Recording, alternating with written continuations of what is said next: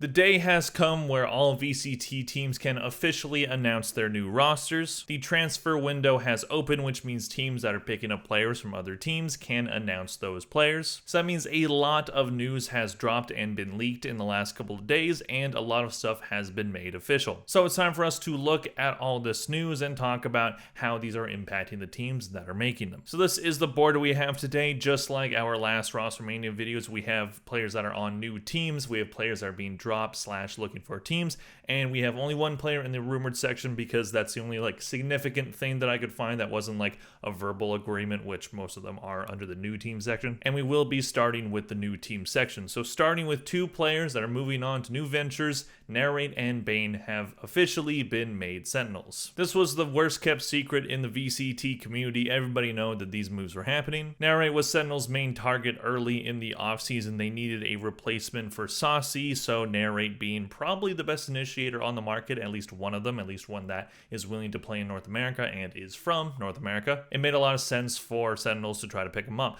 but I think an underrated move is absolutely the Bane pickup. Obviously, a lot of the hype has been around Narrate, which is fair. He's a very good player, but I think Bane, Sentinels fans, you're going to love this kid. He's got incredible aim. He has some very clutch plays. He's a solid smokes player. He's exactly what Sentinels need right now. I think he's going to be absolutely insane on Sentinels, and I think being on a team that is built for success and really wants to succeed, I think we're really going to see what Bane can do. Not that 100 Thieves weren't trying to build for success, but let's be honest, they have a pretty long history of joking. Moving on, we have another official move. Jogamo is officially a member of G2. I already talked about this move for Jogamo in the last Rostermania video as it was leaked, but it has now been made official, and as I said in that last video, this might end up being the best move in the entire offseason. Seems like G2 is keeping all of their roster except for swapping Icy for Jogamo. I think that is a perfect move. Jogamo is exactly what G2 needs to put themselves over the top. They're going to be a very dangerous team next year. Moving on, we have Mazzino, who has apparently reached a verbal agreement with Crew. He will be making his return to this roster. The last time he was on Crew was in 2022, so this continues the revolving door of players that have played for both Leviathan and Crew. It is a long list of players if you really look at it. This move does make sense for Crew. It looks like Crew is putting together a pretty sneaky good roster here. Adverso is another player that they're picking up, so if they keep the rest of the roster in Kesnit, Shy, and Melsner, then this could be a pretty dangerous team. My main concern with Mazzino is I don't know how he's going to do on a team that doesn't have Ospos, because Leviathan were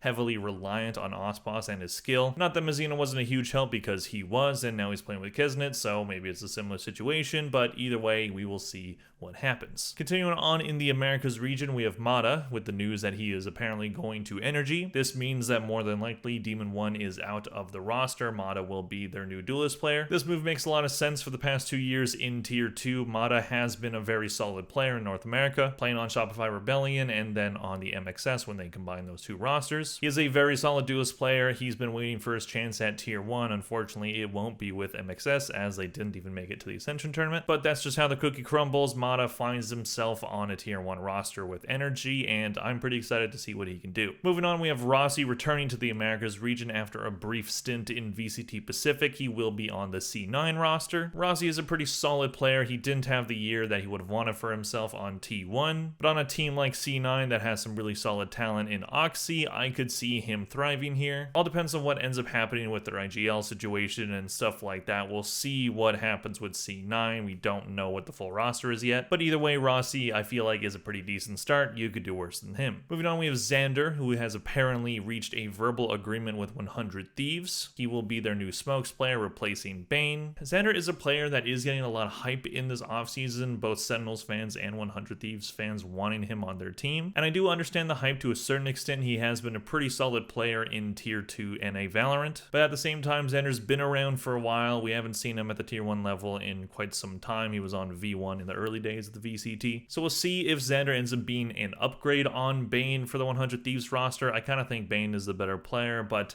it's not a bad replacement at the very least. He should be pretty solid for them. Moving on, we have a lot of news coming out of the EMEA region. We have 3 players joining Team Liquid. These 3 players are Camo, Patatek, and Kamek. Now, there's a lot of controversy around the Camo pickup. Apparently, he has a controversial past. I know what it is, but I'm not going to say it in this video because I don't want to get demonetized. But you can find out pretty easily on Twitter or on Reddit. You can go search yourself, but If you disagree that he should be on a VCT roster because of those reasons, then, well, it doesn't really matter because Team Liquid has picked him up. And he was on Koi last year, so clearly that didn't affect his career basically at all. Not personally the choice that I would go with, especially because Koi last year wasn't exactly a great team, and I don't know if Camo is a player that is going to put Team Liquid over the top, but hey, that's what they're going with. Patatek, however, should be a pretty solid pickup for them. He was, of course, the super sub of Team Heretics in Shanghai, being on that roster at the beginning of the year, performing well, but not like super great before he got subbed out for Woot. But then once he went back in for Shanghai, he performed very well, which definitely raised his stock a lot. We'll see if he can keep that same level of play. I'm not expecting it personally. I think Team Heretics had very, very good team chemistry, even without Mini Boo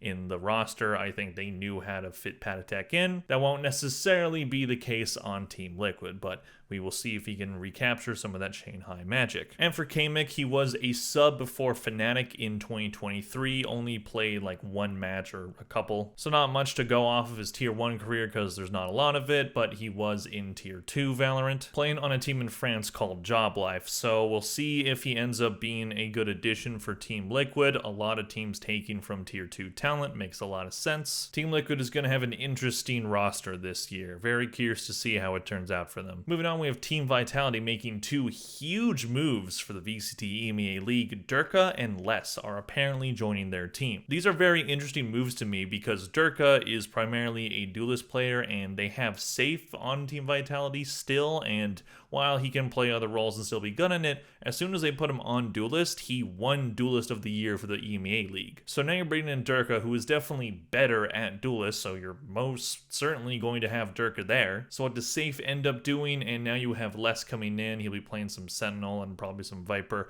as well, so a little bit of smokes. It's a team that should have a ton of talent, but I do get kind of Energy 2024 vibes because that is a team that brought in a lot of talent and it just did not work. So we'll see if that ends up happening for Vitality. Both French organizations are trying to load up so that they can make it to Paris. And on paper, Vitality looks like they have an insanely good team, but I always get a bit wary of the teams that are going big game hunting. If you watch my video about roster building, which you can go check out, I talked about teams that were big game hunting, looking at getting the best players possible, and a lot of those teams ended up failing. The teams that won weren't teams that necessarily did that, so very interested to see how it goes for Vitality. We'll see what end of the spectrum they end up finishing on. Moving on, we have Zipan, who is not joining Team Vitality. Yes, that is a different yellow. I understand that probably doesn't look great to you viewers, but there's a lot of yellow on the board. But he is joining Gentlemates. Gentlemates making another move to help ensure their placement in the VCT EMEA for 2025 and beyond. This is a pretty good move for Gentlemates. They're looking to get out of the mediocre pool that they were in last year. And Zipan and other moves that they have been making so far look like moves that should do just that. Expect them to be at least better than they were last year. Hopefully they'll be, at least pretty competitive. Moving on, we have 3 players joining Koi, a team that didn't really have a lot of news happening on their front until this week. Soulcast moving from Apex to this team. He will not be on the tier 2 team that ascended this year. Seems like Apex are losing quite a bit of players actually, so maybe they'll end up getting knocked out. But a player named Filu, I hope I'm saying that right, is also joining Koi. He's a Polish player that was playing in Italy Tier 2 last year, so we'll see if he can make the jump to Tier 1 successfully. Flya of MXS will be making his way across the Atlantic to join this team as well. Flya was a really solid player for MXS. It is sad to see that roster break up, but this is the reason why, because they have players that were getting a lot of Tier 1 offers. Looks like Koi is doing their best to pick from what's available. A lot of players seemingly don't want to go there, but they don't necessarily need to go big game hunting to get a successful roster, and at least the pickups of Soulcast and Flya I think are pretty solid, and the Filu one, that is a potentially good signing. We'll see what ends up happening with them. Moving on, we have 2 players joining Na'Vi, one of them being an import in Koala Noob. Koala Noob was on M80 in Tier 2, and of course was part of that roster that just had that heartbreaking loss in the grand final of that VCT Ascension Americas tournament. That was just an awful loss for M80, and that roster split up right after that. So it's good to see players from that roster getting Tier 1 offers, Koala Noob being one of those. There was some worry about Koala Noob that since the duelist position is just saturated and there's so much talent in that position, that while Kuala Noob is a serviceable duelist, might not be able to find a good spot. But moving across the Atlantic to the EMEA region, that's how you find a spot, and it is a move that could turn out really well for Na'Vi. They're putting together a pretty solid young roster. Hero should be very good for them as well. Ruix is a player out of the Tier 2 Turkish leagues, Turkey being seen as a very good talent well for the VCT. A lot of great young talent coming out of that region, and Ruix is hoping to put a stamp on the VCT EMEA this year. Moving on to Carmine Corp, picking up 2 new players. Elite moves over from BBL, another Turkish player, and Sugetsu, formerly of Na'Vi, makes his way over to Carmine Corp. Carmine Corp has a crazy roster this year. It's a lot of, mishmash of different nationalities and whatnot. I have no idea if it's going to work. Same concerns that I have for Vitality. Is it too much big game hunting? But Soigetsu is a really solid player. I expect him to perform quite well on Carmine Corp, especially if they have a very good system with,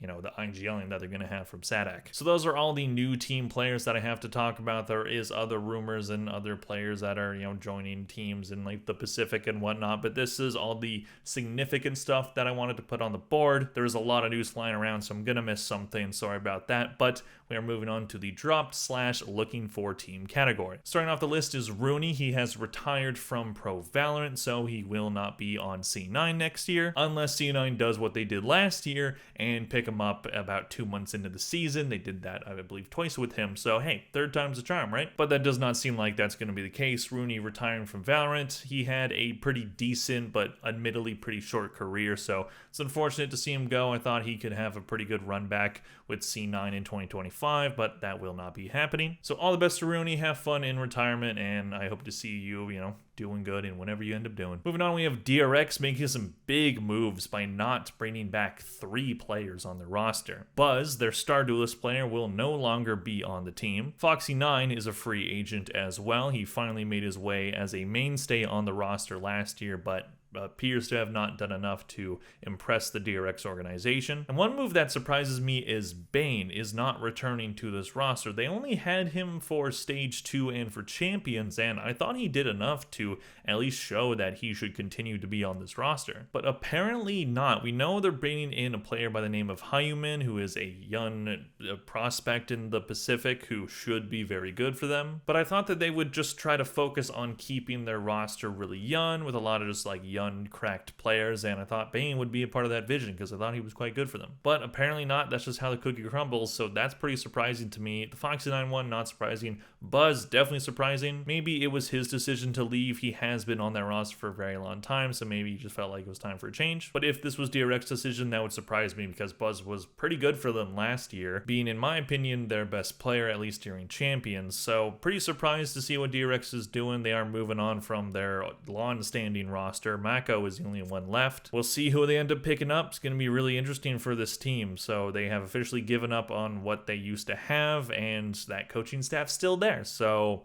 take with that what you will, DRX fans. And of course, we have the big move that 3 players of the Gen G roster, the one that won a tournament and nearly went flawless for 2 tournaments, Munchkin, Lakia, and Meteor, are no longer a part of Gen G. All of them are looking for new contracts, all of them are looking for new teams, and this definitely sucks, and I'm a bit surprised that they didn't bring back the roster, but when you think about it from an organizational standpoint, it does kind of make sense. This was a roster that wasn't really expected to be as good as they ended up being. Apparently Munchkin and Lakia weren't their priority for last year's offseason, but they ended up with them anyway, and then the team ends up going nearly flawless at the first 2 international tournaments of the year, and definitely has an early exit in champs, but they still won a trophy. They were still probably the best team of the entire 2024 VCT season, so it does suck that we won't see a run back, but it makes a lot of sense because they definitely weren't getting paid like a championship winning team, and I don't think Gen G would be willing to put up the money that would be necessary to keep these 3 players. All of them are probably looking for raises. Lakia,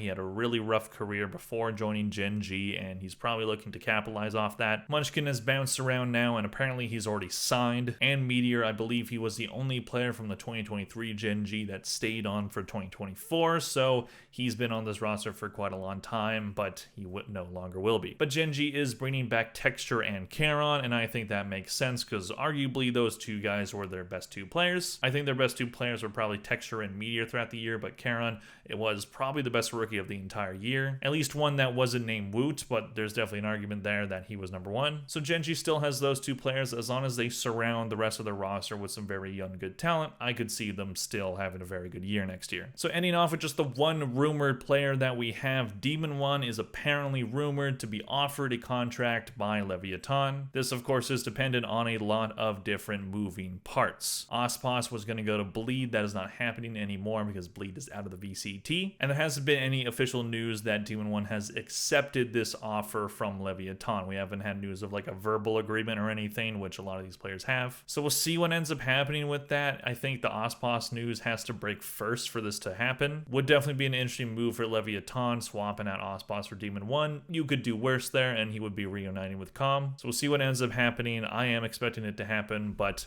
Rostermania is very unpredictable. So that's everything that I have to talk about today. Let me know in the comment section down below what you think of these roster moves, which team's making the right choices, which team's making the wrong choices. Let me know all of your thoughts in the comment section. Please click like and subscribe if you enjoyed this video. Thank you very much for watching, and I'll see you guys in the next one. Bye.